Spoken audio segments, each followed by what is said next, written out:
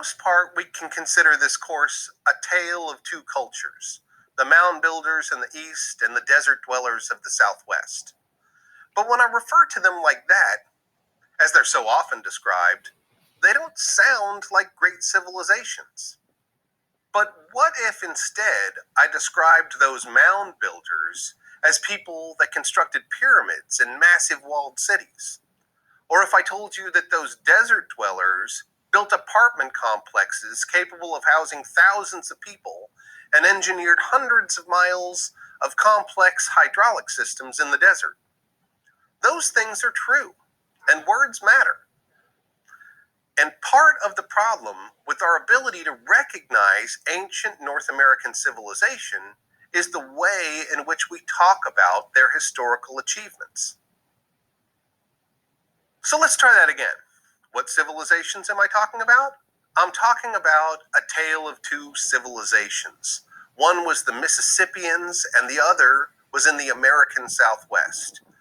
Both civilizations had complex histories, evolving over thousands of years. Archaeology chops their histories into subcultures, variants, and developmental phases. The Mississippians did indeed build mounds, just sometimes they were the size of mountains.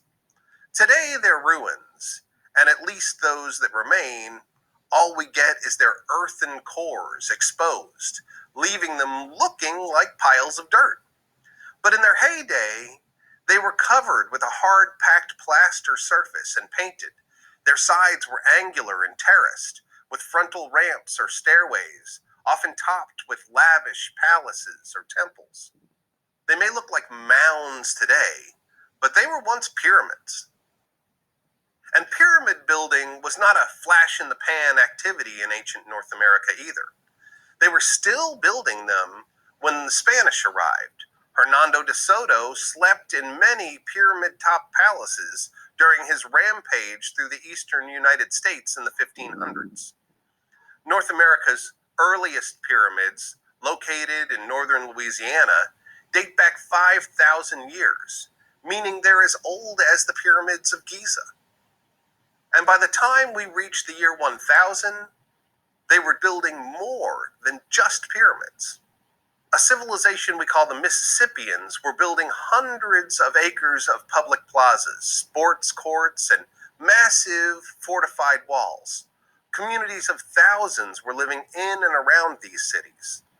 Millions of Mississippian people were farming, creating amazing art, and devotedly practicing a shared religion. In the American Southwest, completely independent of the Mississippians and their ancestors, another civilization grew and thrived. Actually, I should say that it was 5 separate but related civilizations were thriving out there. Only one of them, the ancestral Pueblo, endured past European contact. The ancestral Pueblo were master architects, engineers, and masons.